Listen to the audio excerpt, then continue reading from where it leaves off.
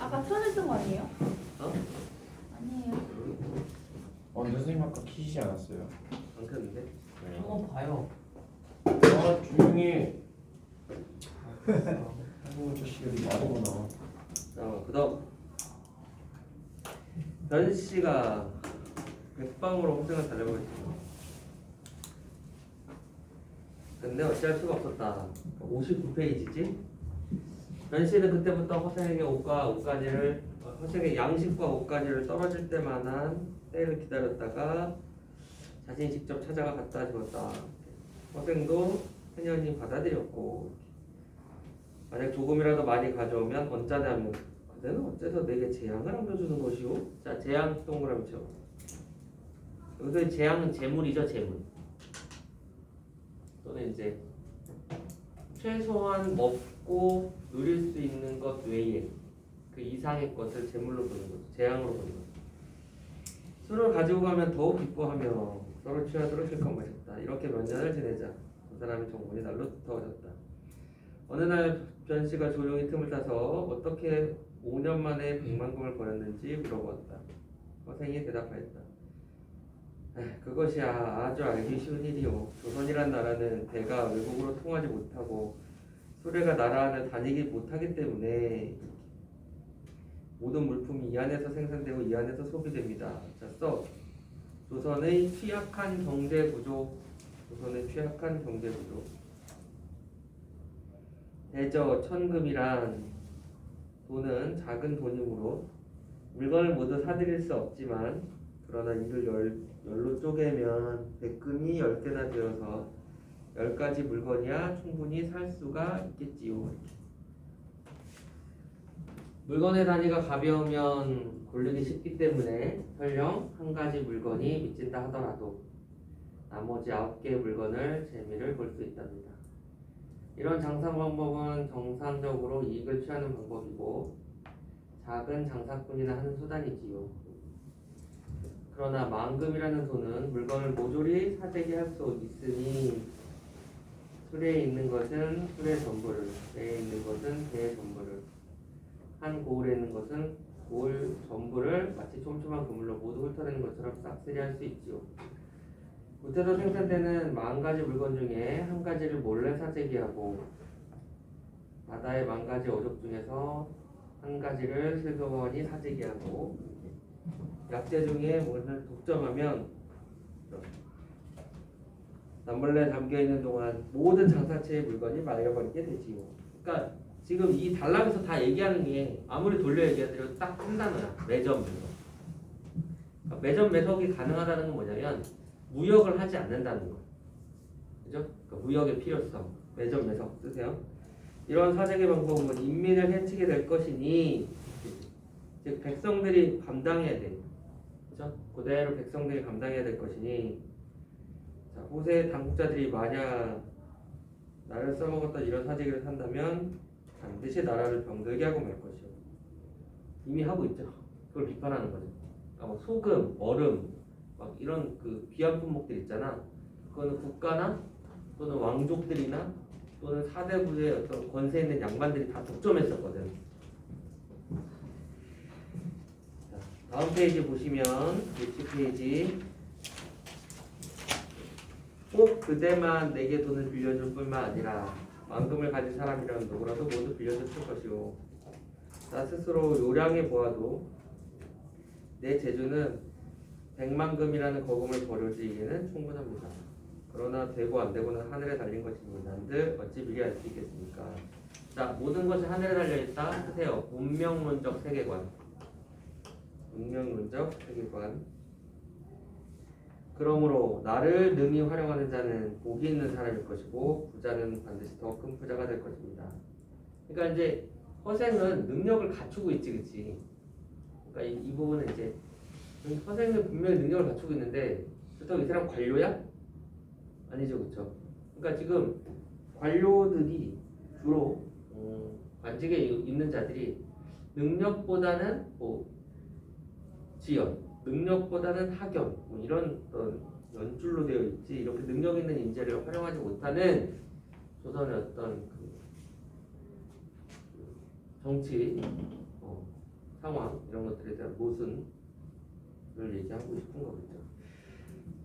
만금을 얻고 나서는 그 사람의 복에 의지해서 장사하기 때문에 하는 일이 일마다 성공했던 겁니다. 그러니까 돈이 돈을 낳는다는 얘기죠. 내가 만약 내 돈을 가지고 사사로 뭔가를 하려고 했다면 큰 성패를 역시 알 수 없었겠지요. 이렇게.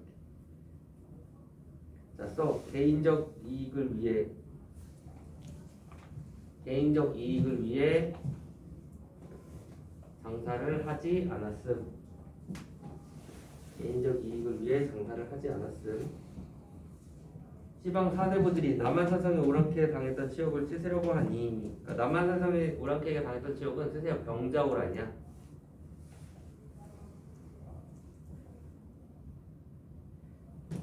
지금이야말로 뜨지는 선비들이 팔을 걷어붙이고 지혜를 떨쳐버릴 때입니다. 당신의 그런 재주를 어찌 이 어둠에 묻혀서 일생 바치려고 합니까? 자고로 어둠에 파묻혀 있었던 분들이 한두 분요. 자, 조을, 수재, 조성기 같은 학자, 실존 인물들이야.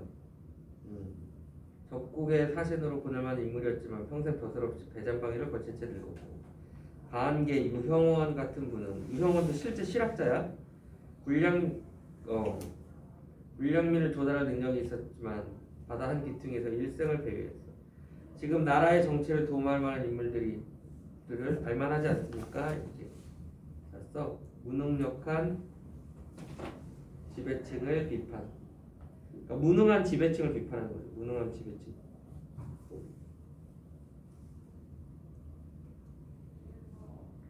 나 같은 사람이야 그저 장사나 하는 사람입니다. 장사를 해서 번 은자로 고왕의 어떤 모가지라도 사기의 어떤 충분한 돈이지만, 그러나 바다에 던져버리고 온 까닭은 이 나라 안에서는 어떤 도대체 쓸데가 없기 때문이었죠. 변씨는 휴 하고 크게 탄식을 하고는 돌아갔다. 자, 허생의 재주에 대한 안타까움. 하지만 허생같이 능력이 있지만 이 사람을 관료로 쓸까? 지금의 현 관료들이? 그렇지 않겠죠. 선생님 뭐였더라고? 허생의 재주에 대한 허생의 재주에 대한 안타까움, 벗을 하지 않고 그 능력을 펼치지 못하는 것에 대한 안타까움. 변씨는 본시의 정승 이완과 각별히 지낸 사지였다. 자, 이완 실존 인물이었어. 실존 인물. 사실성을 높여주죠.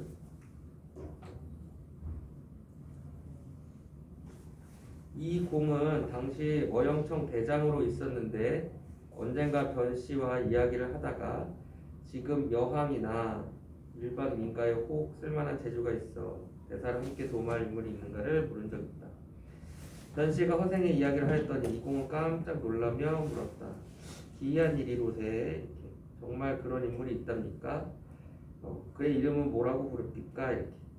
소인이 그와 3년을 함께 지냈지만 여태껏 이름을 모르고 있답니다. 그이는 필시 2인일 것일세. 자네와 같이 가보도록 하세. 자, 밤중에 이 대장은 아랫사람을 물리치고 변씨와 둘이 걸어서 허생의 집에 당도하였다.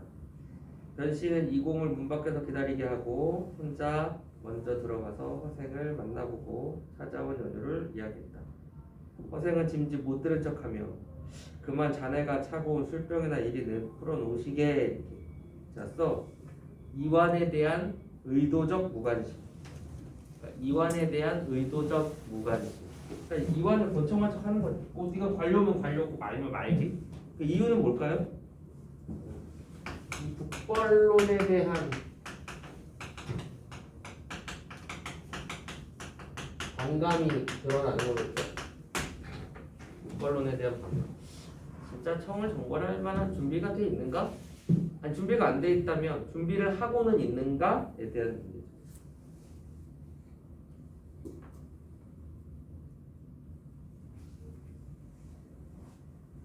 여러 차례 말 꺼내봤지만 허생을 데리고 다니지 않았다. 밤이 깊어지 이제 허생이 말했다.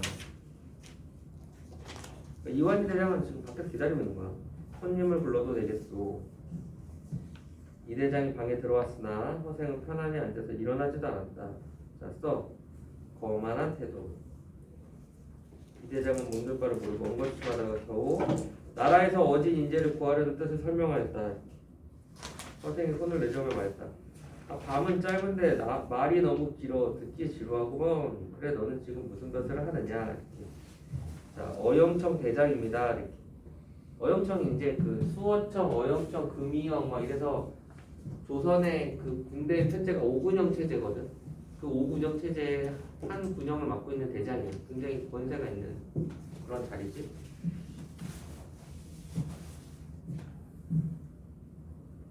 자, 그렇다면 너는 바로 나라에서 신임하는 신하관이더냐. 내가 응당 제야에 숨어있는 와룡 선생을 청구할 것이니. 야, 와룡 선생이 누구야? 제갈요. 제갈량이죠. 오, 똑똑한데. 삼국지에 유비 현덕의 책사였던 제갈량을 와룡 선생이라고 하거든. 그러니까 이걸 비유해서 말하는 거야. 너 굉장히 뛰어난 책략을 지니고 있는 제갈량과 같은 인재가 있는데 너 그 사람을 청구할 수 있겠니? 그 사람을 쓸 수 있겠니? 지금 조정에서? 이렇게.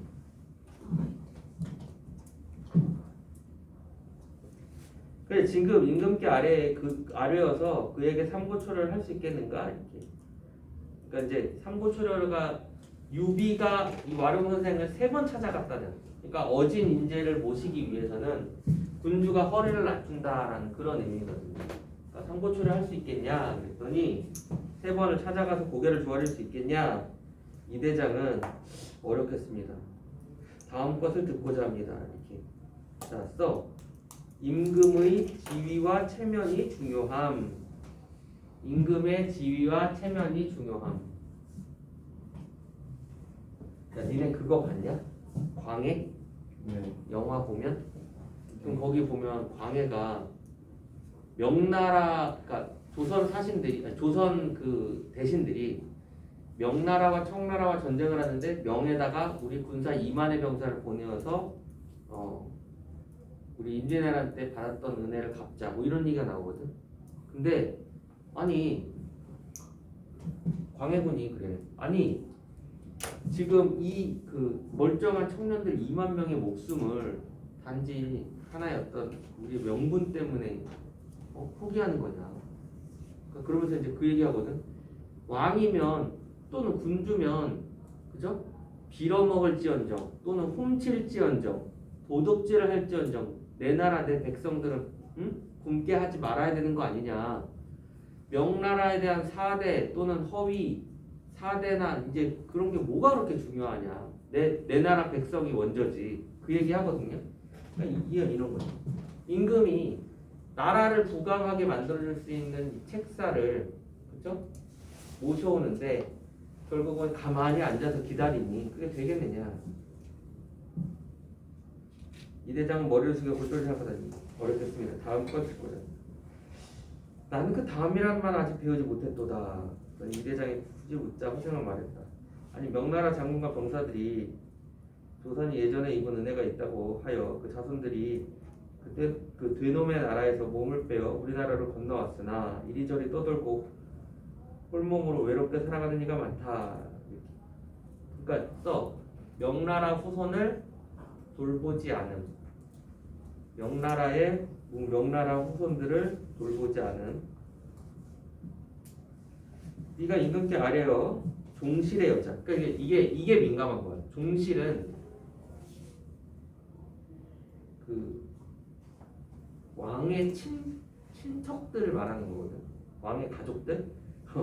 종실의 여자들을 뽑아가지고 두루 이 명나라 후손들에게 시집 보내고 훈척과 권기들의 집을 몰수하여 그들에게 살림집으로 내어줄 수 있느냐. 그러니까 이제 임금의 어떤 친척이나 또는 권세 높은 양반의 어떤 집들, 워낙 그런 집들이 넓고 많잖아. 그들에게 집을 좀 세를 내어주어 그들이 살 수 있는 공간을 만들어줄 수 있겠냐? 이렇게 물어본 거야. 어렵겠습니다. 아니 이것도 어렵다, 저것도 어렵다. 대가족 무슨 일이 가능하냐? 자, 써. 허생과 이완의 갈등 고조. 허생과 이완의 갈등 고조. 말씀해 주시기 바랍니다. 대저 천하의 대의를 외치려면 먼저 천하의 호걸들과 사기와 결탁하지 않고는 되지 않는 법이 있고 남의 나라를 정벌하려면 먼저 첩자를 쓰지 않으면 성공을 거둘 수 없는 법이다. 지금 만주족이 갑자기 천하의 주인이 되었으나 아직 중국을 완전히 손아귀에 넣어 친하게 지내지 못하는 형편이니 자, 청나라 초기의 상황. 그러니까 아직 나라의 깃틀이 딱 자리가 안 잡힌 거야. 아직은 약간 틈이 있어. 아직은 약간 허술해. 이때 조선이 다른 나라보다 먼저 설선에서 복종한다면 저들의 신뢰를 받을 것이다. 그러니까 일단 청에게 어떻게? 복종이요? 복종이야. 복종하는 것처럼 보여라. 이거지, 그렇지? 당나라, 원나라 예전일처럼 우리 자제들을 청나라에 어떤 파견해서 학교에 입학시키고 벼슬도 할 수 있게 해주고 장사치들이 출입을 금하지 알도록 하고 저들도 자기네 어떤 친근하게 보자 우리를 보고 반드시 기뻐하며 허락할 것이다. 자, 이렇게 되면 나라의 자제들을 엄선하여 나라의 자제라는 것은 고관대작의 자제야. 그래서 고관대작의 자제. 고관대작이 누구야? 높은 벼슬아치들을 얘기하는 거야. 고관대작의 자제. 그러니까 왜 그럴까? 우선 얘네를 야 봐봐. 우리가 청나라에 복종하고 청과 교류를 원하고 하는 식으로 청과 서로 경계심을 허물게 해가지고 청과의 교류를 통해 그들이 우리를 경계하는 경계심을 허물게 해서 고관대작들의 자식들을 스파이로 보내자. 스파이. 그래야 청나라의 어떤 상황을 알 수 있다 이거지, 그렇지? 머리를 깎이고 변발을 하게 해. 그러니까 야 변발을 한다는 게 뭐냐면 이 앞에 이마를 다 밀어 없앤다는 거야. 옛날에 그 유목민족들은 그랬어요. 쫙 오랑캐 복장을 하고 선비들을 빈군가에 응시하고 일반 사람들은 멀리 강남까지 장사를 하게 만들어서 그들의 허실을 보고 한족의 호걸들과 결탁을 한다면 천하를 도모할 수 있을 것이며 나라의 치욕도 씻을 것이다. 만약 명나라 황족의 후손을 찾지 못한다면 천하 제후들을 인솔해서 하늘의 임금이 될 만한 사람을 청거하여 잘만 되면 대국의 스승이 될 것이며, 그러니까 우리가 명을 지원해서 명나라가 언젠가 다시 일어나면 우리가 그들을 지원한 대가를 우리는 충분히 어떻게 대우를 받을 것이고 못 되어도 성취가 다른 제국가들 중에서는 가장 큰 나라로서 지위를 유지할 것이다. 우리나라 이대장이 낙심해서 허탈해서 말했대. 사대부들이 모두 예법을 삼가 지키고 있거든. 누가 머리를 깎고 누가 오랑캐 옷을 입으려 하겠습니까? 이렇게. 그러니까 고관대작의 자제들을 이렇게 스파이로 이용할 수 없다는 얘기지, 그렇지? 여기서 또 한계를 느껴. 아, 얘네가 북보를 하려고 하는 것인가? 북을 정벌할 준비는 돼 있는 건가? 아니면 준비는 하고 있는 건가? 불단지. 허생이 대갈 일성하며 도대체 사대부라는 게 뭐 하는 것들이냐? 오랑캐 땅에서 태어난 주제 자칭 사대부라 뽐내고 앉아있으니 이렇게 어리석을 때가 있느냐? 입는 옷이란 모두 흰 옷이니 이는 상복이고 머리는 송곳처럼 뾰족하게 묶었으니 이는 남쪽 오랑캐의 방방의 상투이거늘 무슨 놈의 예법이라는 말인가? 번호기는 원한을 갚기 위해 자신의 머리를 아끼지 않고 내주었고 문영왕은 자기 나라를 강하게 만들기 위해 오랑캐 복장하는 것을 부끄럽게 여기지 않았다. 지금 명나라를 위해 복수를 하려고 하면서도 그까지 상투 하나를 아까워한단 말이냐. 장차 말을 달려 칼을 치고 창을 찌르며 활을 당기고 돌을 던져야 하는 판에 따위 너풀거리는 소재를 바꾸지 않고서 그걸 자기 딴에는 예법이라고 한단 말이야. 내가 처음에 너에게 세 가지 계책을 주었거든. 도대체 너는 한 가지도 가능한 게 없다고 하니 그러면서도 신임을 받는 신하라고 말할 수 있겠느냐. 그래, 신을 받는 신하라는 것이 고작 그런 것이냐. 이런 자는 목을 잘라야 올 것이다. 자, 신임 받는 신하라는 게 고작 그런 것이냐. 졌어. 무능한 지배층에 대한 비판. 무능한 지배층에 대한 비판. 그리고 이제 기억이나 니은 같은 경우는요, 쓰세요. 기억이나 니은.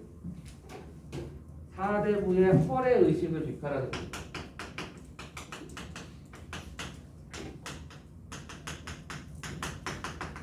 그러니까 이제 예쁨만을 중요시하는 그 허상, 거래 의식을 비판하는 거죠. 그러니까 실용적인 것보다도 항상 보여주기식 이런 것들만 비판하는 거죠.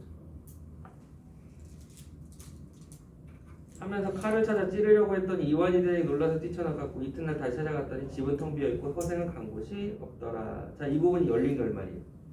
그래서 거기 열린 결말에 효과가 나오지 그치 밑에. 암시와 여운을 통해 독자의 상상력 밑줄 설화적인 분위기를 자아내어 허생의 이인다운 풍물을 부각한다. 그것도 밑줄 이인이 뭐야 이인. 다를 이자야. 그러니까 평범하지 않다. 특별하다 뭐 이런 뜻이야. 그 이인적인 면모가 허생의 어떤 계책이 현실적으로 받아들여지기 어렵다. 요런 거. 얘 불편천한 열린 결말의 그 특징. 시험에 많이 나왔었어요. 자, 여러분은요 60 지금 이게 지문이 길어요. 52부터 64까지 좀 풀어봅니다. 62부터 64까지 52부터 64까지 좀 풀고 같이 정리하겠습니다. 잠깐 멈춰주세요.